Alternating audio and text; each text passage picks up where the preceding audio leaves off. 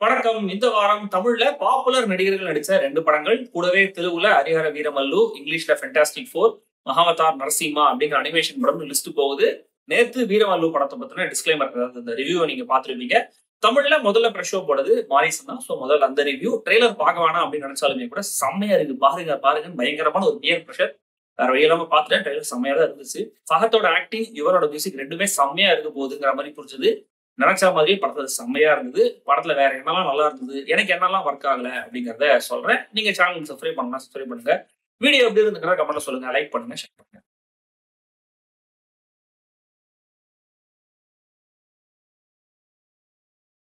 மாரீசன். ஃபஹத் ஃபாசில் ஒரு கிரிமினல், ஒரு திருடன். ஜெயில இருந்து ரிலீஸ் ஆன உடனே ஒரு வீட்டுக்குள்ள ஜம்ப் பண்ணி திருட போறாரு. உள்ள வடிவேலுவை சங்கிலியில கட்டி வச்சிருக்காங்க.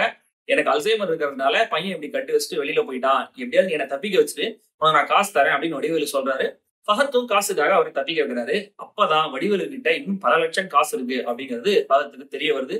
சோ எப்படியாவது அந்த காசை எடுத்துக்கணும் அப்படின்னு நினைச்சு, எங்க போகணும்னு சொல்லுங்க, நானே பைக்ல டிராப் பண்றேன் அப்படின்னு ஃபஹத் இவரை கூடவே கூட்டிட்டு போறாரு. இந்த ரோட் ட்ரிப்ல நடக்கிற விஷயங்கள் என்ன, வடிவேலு எங்க போறாரு, எதுக்காக போறாரு, ஃபஹத் போட்ட பிளான் என்ன ஆச்சு, இதெல்லாம் தான் இந்த மாரீசன்.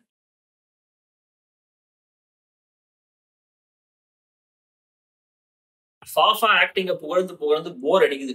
இந்த படத்துல வந்து தொண்டி முதலும் திருசாட்சியும் படத்தோட மீட்டர்ல ஒரு சூப்பர் பெர்ஃபார்மன்ஸ் கொடுத்திருக்காரு.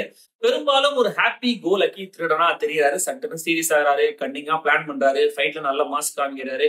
எப்பவும் போல அந்த கண்ணுல தெரியிற கியூரியாசிட்டியே பாதி வேலையை பண்ணிடுது. அட்டகாசம்.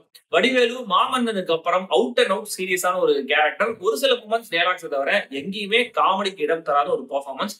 ரொம்ப சின்சியரா அவருடைய பெஸ்ட்டை கொடுத்திருக்காரு. ஆனா நமக்கு, சரி நான் என்ன பத்தி மட்டும் சொல்றேன். எனக்கு வந்து வடிவேலோட காமெடியில எல்லா விதமான நடிப்பையும் பார்த்து பழக்கம்.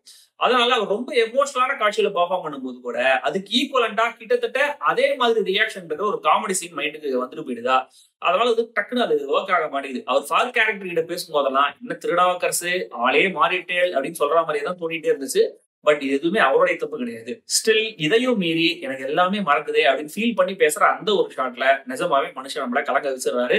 கொஞ்சம் கிரே ஜோன்ல விவேக் பிரசன்னா ஒரு சாலிடான பெர்ஃபார்மன்ஸை கொடுத்திருக்காரு. லிவிங்ஸ்டன், ரேணுகா, கிருஷ்ணகுமார், கோவை சரளா உள்ளிட்ட நடிகர்கள் சில காட்சிகள் மட்டுமே வந்து தன்னுடைய வேலையை செஞ்சுட்டு போயிருக்காங்க.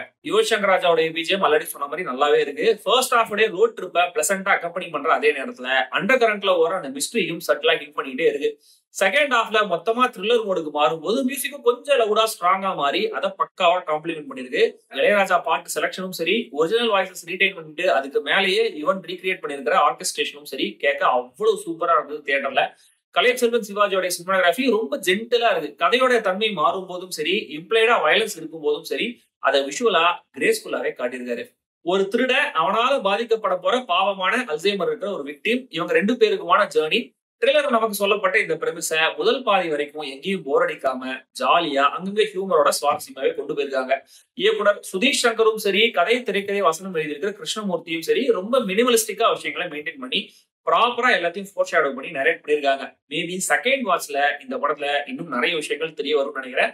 பர்டிகுலரா படத்துடைய ஃபர்ஸ்ட் ஹாஃப்ல ஃபஹத் ஃபாசிலோடைய கேரக்டரைசேஷன், அவர் வடிவேலு ஏமாத்துற மூமெண்ட்ஸ், அதை அவர் ரியலைஸ் பண்ணாம இருக்க இது ஒரு ட்விஸ்ட் பண்ணி பேசுற விதம், வடிவேலு கேரக்டர் மேல ஏற்படுற பரிதாபம், பின்னணியில ஃபஹத் திருடிட்டு வந்த பைக்கை தேடுற போலீஸ் விசாரணை, இப்படி ஃபர்ஸ்ட் ஹாஃப் நல்ல என்டர்டெய்னிங்கா என்கேஜிங்காவே நகருது.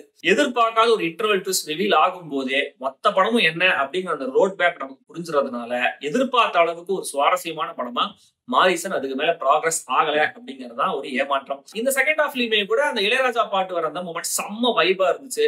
ஃபஹத் உண்மையை கண்டுபிடிக்க ட்ரை பண்ற அந்த ஒரு சீக்வன்ஸ்ல நல்லா டென்ஷனை மெயின்டைன் பண்ணியிருந்தாங்க. மெயின் வில்லன் யாரு அப்படிங்கிற அந்த ரிவீல் கண்டிப்பா அன்எக்ஸ்பெக்டடா தான் இருந்தது. பட் இப்படி பிட்ஸ் அண்ட் பீசஸா இன்ட்ரெஸ்டிங்கா இருந்துச்சே தவிர மொத்தமா பார்க்கும்போது இன்டர்வல் பாயிண்ட்ல இருந்த எக்ஸைட்மெண்ட் அதுக்கு மேல இல்ல. ஓப்பன் சஸ்பென்ஸ் மாதிரியே மொத்த செகண்ட் ஹாஃபும் பிளே ஆகுறதுனால என்கேஜ்மெண்ட் ஆன் அண்ட் ஆஃபா தான் இருக்கு. பிளாஷ்பேக் அப்படிங்கிற மாதிரி ஒண்ணு வருது. வழக்கத்துல இருந்து விலகி வேற ஒரு காரணத்தை அதுல சொன்னாலுமே கூட அந்த போர்ஷன்ஸ் அவ்வளவு இம்பாக்ட்ஃபுல்லா இல்ல. அது எடுக்கப்பட்ட விதம் ரொம்ப ஓல்ட் ஸ்கூல். நடந்த கிரைம் என்ன அப்படிங்கறத காட்டாம இருந்தது ஒரு நல்ல முடிவு தான் ஆக்சுவலா. ஏன்னா அதை வச்சு பில் பண்ணாம இருந்தாங்க. அதையே பிரசன்ட்ல நடக்கிற கிரைம் சீன்ஸுக்குமே கூட அப்ளை பண்ணி கிளைமேக்ஸ்ல மொத்தமா என்ன நடந்துச்சு அப்படிங்கறத ஷார்ட்டா கிறிஸ்பா சொல்லிருக்கலாம். அண்ட் சில விஷயங்கள் எனக்கு சரியா கன்வே ஆகவே இல்லை. மேபி படம் பார்த்து இது புரிஞ்சவங்க கமெண்ட்ல வேணா ரிப்ளை பண்ணுங்க. திடீர்னு ஒரு கேரக்டர் எதுக்காக இன்னொரு கேரக்டர் மாரிசா அப்படின்னு கூப்பிடுறாருன்னு புரியல. வேற கேஸ விசாரணை பண்ணிட்டு இருக்கிற கோவை சரளா எதுக்காக டக்குன்னு ஃபஹத் ஃபாசில் பக்கம் திரும்புறாங்க அப்படிங்கிறது புரியல. எப்படி கிளைமேக்ஸ் லொகேஷனுக்கு சரியா போலீஸ் வராங்க அப்படின்னு ஒரு கிளாரிட்டி இல்ல. மொத்தத்துல இந்த மாரிசன் இன்ட்ரெஸ்டிங்கான முதல் பாதியும் அதுக்கு சரியா மேட்சப் பண்ண முடியாத ரெண்டாவது பாதியும் இருக்கிற மற்றும் ஒரு படம். ஃபஹத்தோட பர்ஃபார்மன்ஸ், யுவனோட மியூசிக், வடிவேலோட சீரியஸான போர்ட்ரேயல், ஒரு சின்ன லெவல் கதாசிஸ் கிடைக்கிற பிளாட்னு கண்டிப்பா ஒன் டைம் வாட்சபிளான குவாலிட்டியா எடுக்கப்பட்டிருக்கிற படம் தான். விருப்பம் இருக்கிறவங்க ட்ரை பண்ணுங்க. படத்தோடைய தீம் சில வயலண்டான காட்சிகளுக்காக இது கண்டிப்பா 16+.